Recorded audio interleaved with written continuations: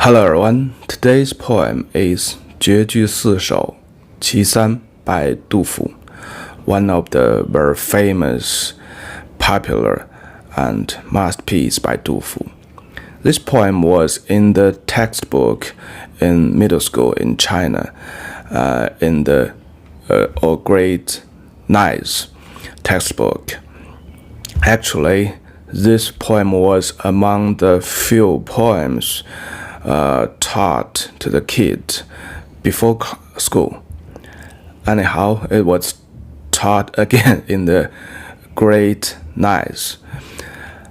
So this actually shows the poem actually it has so many aspects and with different age, with different background, you can get different feelings or thoughts with the same poems.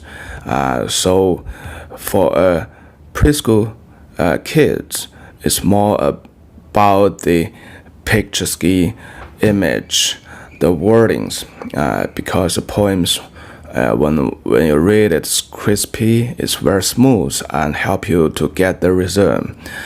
And when you aged, when you get some educations, then you will get in touch with the history background, the poet background, a lot of things, 知人论事.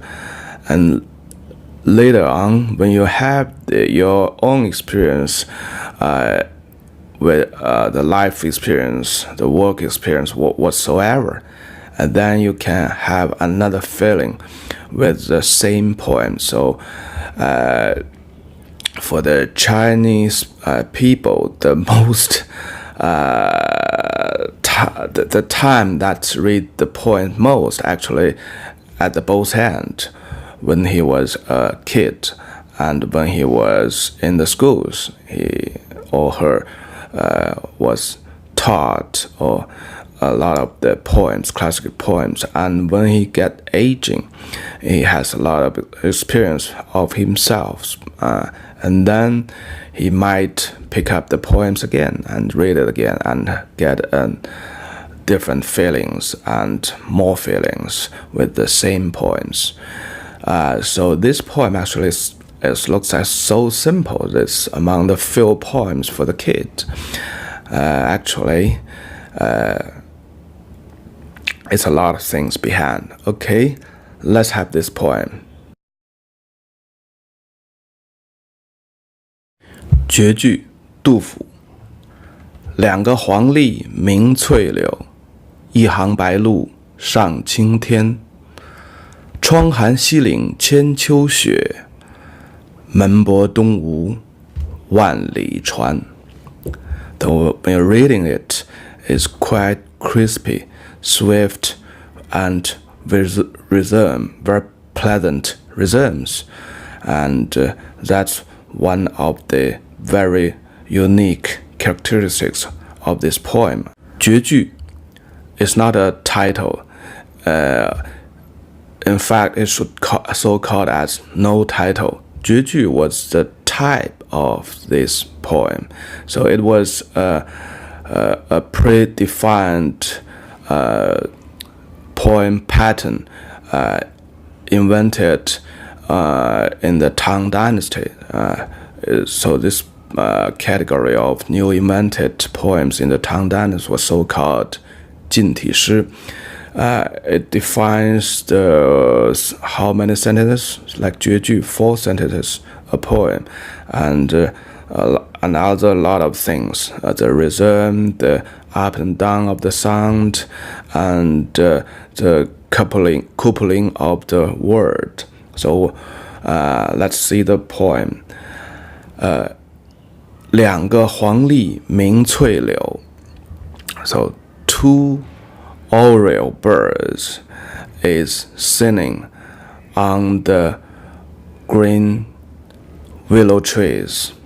黄鹂, Oriole bird, but it's quite different from the English, is because in the Mandarin wordings you see the color. the yellow, Huang is yellow. Li refers to the Huang Li combines together, makes the name, the bird name, but when you're reading it, you'll see the color, the yellow color, and that's the color of that bird, of course. And the next sentence, 一行白鹭. 一行 is one line of 白鹭, the egret bird. As well, in the Mandarin, you see the color as well. The two words combined together means the egret bird, but 白 is the color, so color of white. So you see the colors in the first sentences, the yellow bird. In the second sentence, the white big bird of egret. 上青天, the go up. 上 it means go up. 青天, the blue sky. So this 青天 is a typical Mandarin word, but it also has the color. And in the first sentence, 翠柳 is a very common Chinese word. It also composed of a color with the name of the tree, the green willow tree. So you see so many colors in just few words, 14 characters, 2 sentences. And also, when you have a further taste on these 2 poems, you hear the sound, 鸣翠柳, the 2 oriole birds singing. So you hear the sound, and also you see the actions or the movings. It's dynamic. The egret bird is flying upward toward the skies. So for my own experience, it's hard to say the egret bird in most of the places in China now. But when I'm coming down to Canton province and Hong Kong, it's quite a normal bird. So you can see how the environment changed through the years. And in the Tang dynasty, it's quite popular, or it's quite normal birds throughout the land of China. So the 2 sentences depict all the quite normal things, quite familiar for every Chinese. So but it make the picture so vividly and so pleasantly and so dynamically, and you hear it. It's very pleasant to your ear. So it's just with 14 words, 2 simple sentences. So that's a genius masterpiece of that. And also for the rules of the Jueju, this type of the poems, you can see the coupling of the words between the sentence 1 and the sentence 2. Though let me tell you how the coupling it was. The first 2 sentence character 两个, so 2 quantity of, and in the sentence 2 一行, so 1 line of. So that's the coupling. And then let's check further. 黄鹂 and the oriole bird, and 白鹭, the egret bird. So that's all birds. The coupling words should be with the same characteristic or the opposite characteristic. So we have checked 2 pairs of the coupling words. It's with the same characteristics. And also 黄 and 白, the coupling goes further to the single characters 黄 and 白. So it's opposite, the color of yellow, the color of white. It's opposite characteristics. And the last 2 words 翠柳 and 青天. So it's same that the 翠柳, the green willow, and compared to the blue sky. So the willow to coupling to the sky. So this sort of the nature things, and also the color, the 翠, the jade color, and 青, the blue sky. So it's coupling. So the coupling even goes to the single word. So normally, you should make the word coupling in the same position of the two sentences. And for 杜甫, and specifically this poem, the coupling goes to the single characters.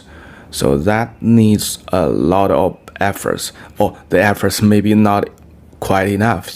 It should be by a genius hand, or by the God hand. 窗含西岭千秋雪，门泊东吴万里船. 窗, the window, contains the 1,000 years of snow on the West Mountains. The West Mountain is the Minshan, which is a little bit southwest to ChengDu city. So ChengDu is a very special city regarding this point. It's the only mega city in China that can see the snow mountains. When you're in the city, you can see the snow mountains, the 4,000 meters above sea level snow mountains, Minshan, in the west. 千秋雪, so because it's a high mountains, so the snow is never melted, so it's so called 千秋雪. 千秋, 秋 is autumn, and it can used as the accounting of years. 千秋, so in this sense it means 1,000 years. The snow on the mountains has been last for 1,000 years. 门泊东吴万里船. So at my doors, there are parked the boat 10,000 miles away from Dongwu. Dongwu is Asian name, refers to the area of the downstream of Yangtze River. So basically, Nanjing City, Shanghai City. So that's the place. So at the door of the poet's home, the boat is from 10,000 miles upstream the Yangtze River, and then upstream the Min River, and then go to the river of Fuhe in ChengDu city, and then get to the door of the poet's home.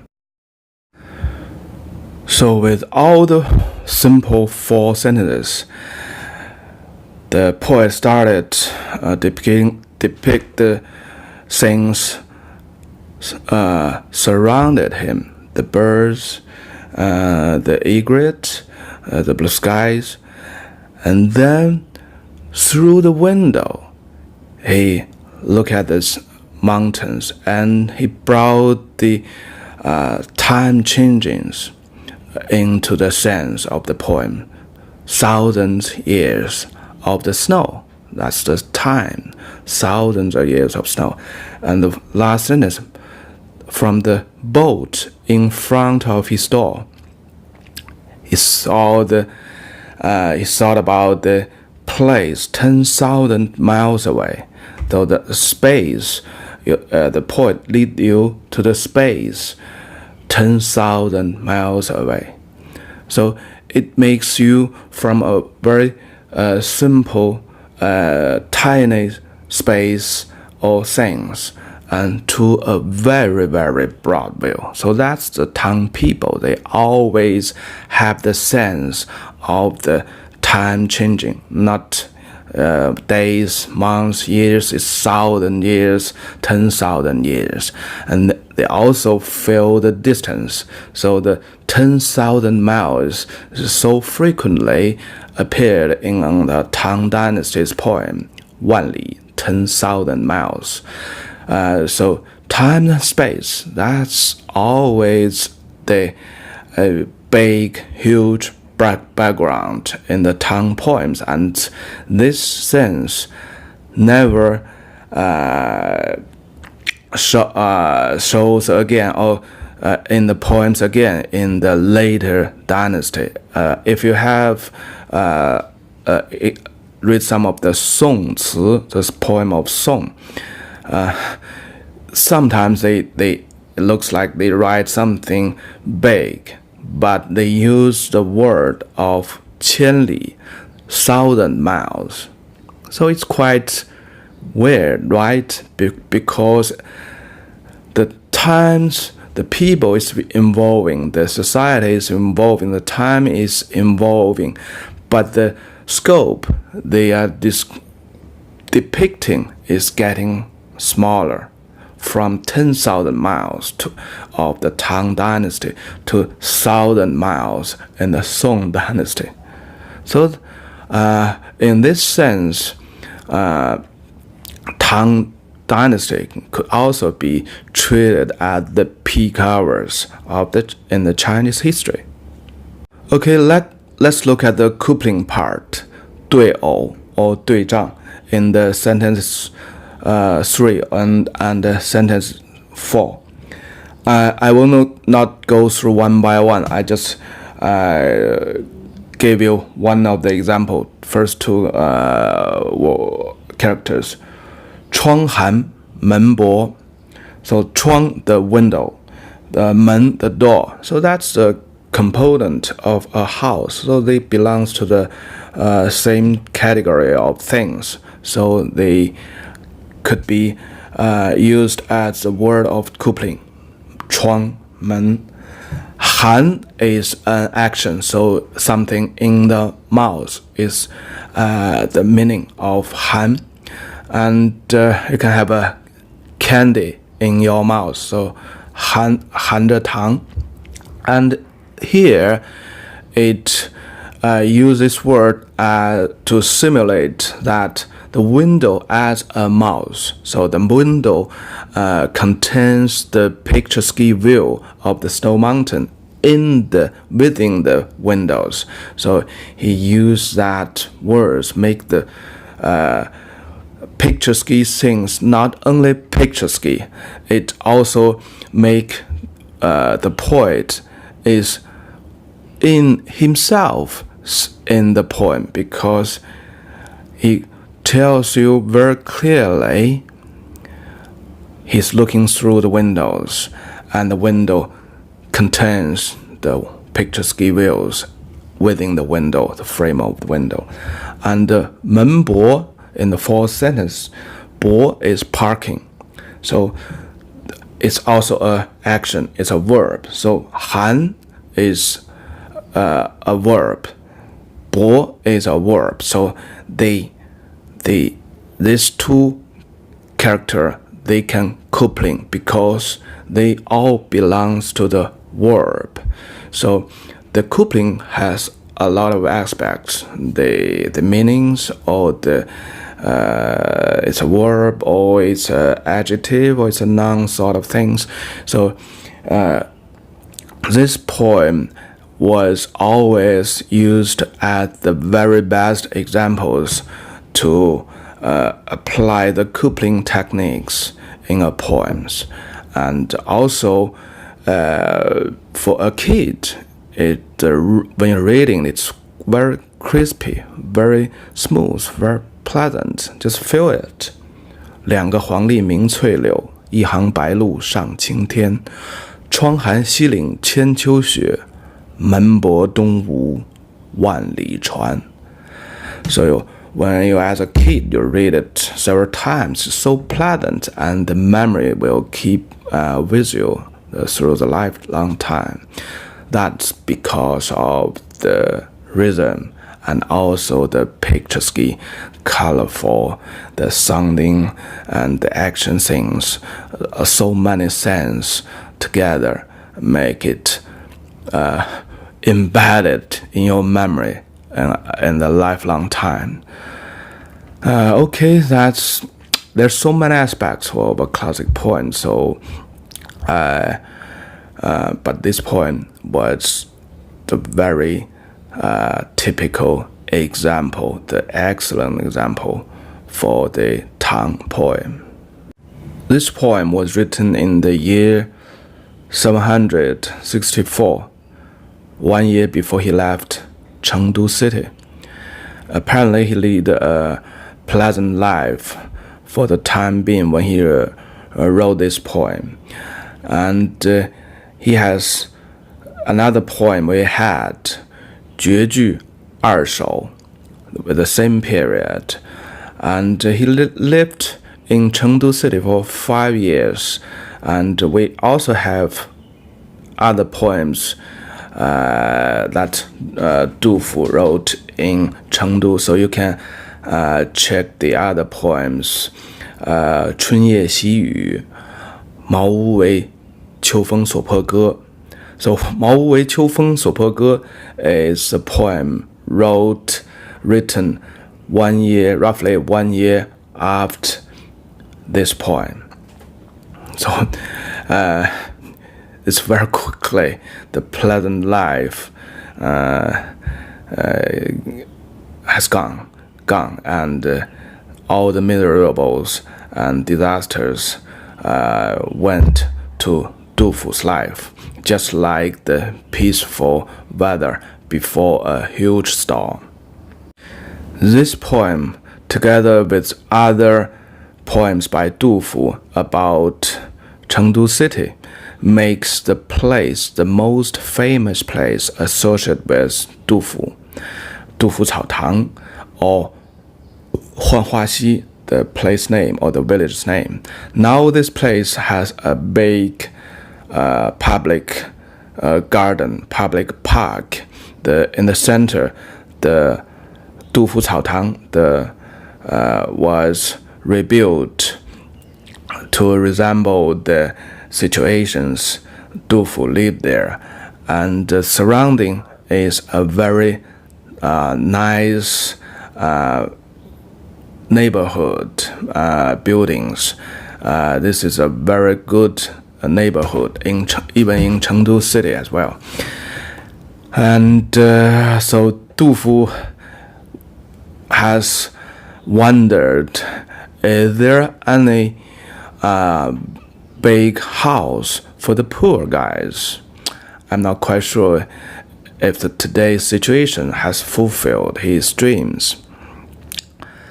And also in these poems, like a very peaceful poems, but if we looked the 4 poems wrote in a row, this one is a third one actually. You can have more detailed information about Dufu's life at this period, at this place. So it shows a lot of the pleasant, happy aspect of the life, but also it shows the worry of Dufu. You can see from the words, 竹石如山不敢安. So he's not uncertainty in his inner mind. He don't feel the certainty. And also in the last poem, 根据西地却成形.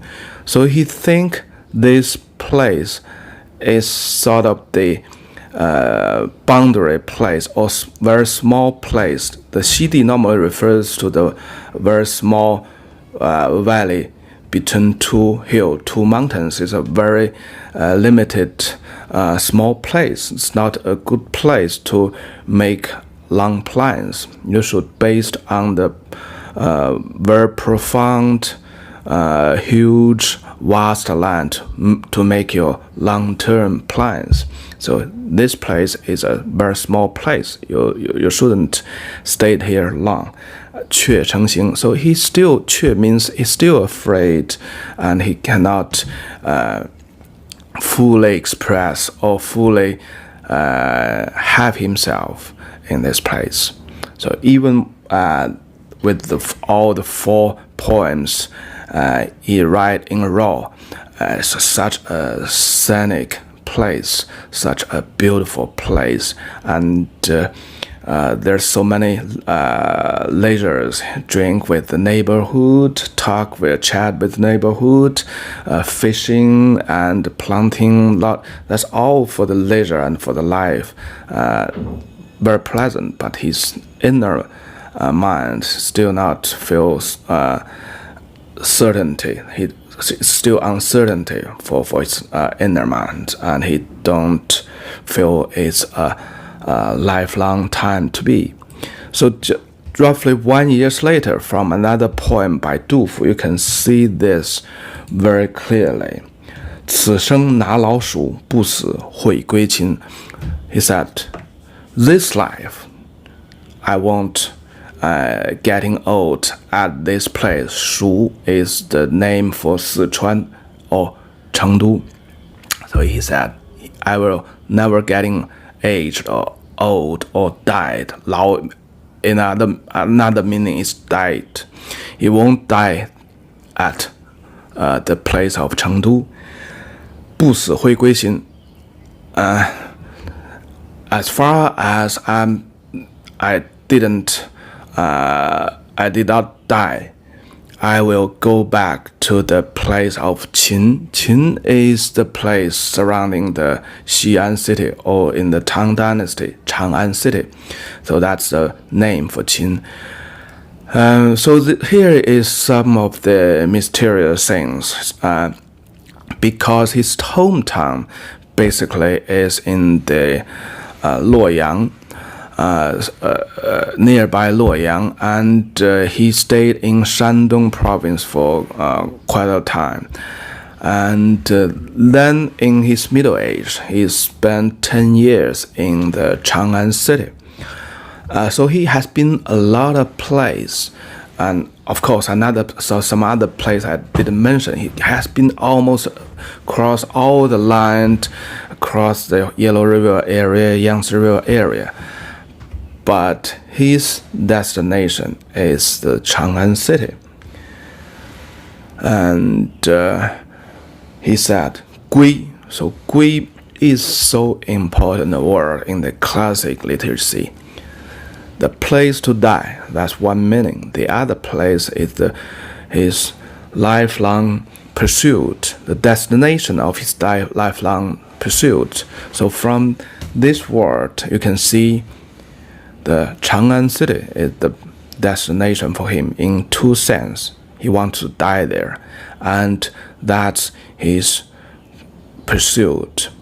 What's his pursuit? Contribute to the country, contribute to the people. So only until at the very old age, Dufu still think he should come back to Chang'an city and do something for the country, to the people. That's great. Okay, that's for. I've talked too much about this famous, so popular poem, but 诗无达姑, so there's no definite ways to explain a poem. So that's one of the methodology for the Chinese classic literature. So you can have your own explanation, your thoughts with the same poem. So I just have mine. Okay, that's for today. Bye-bye.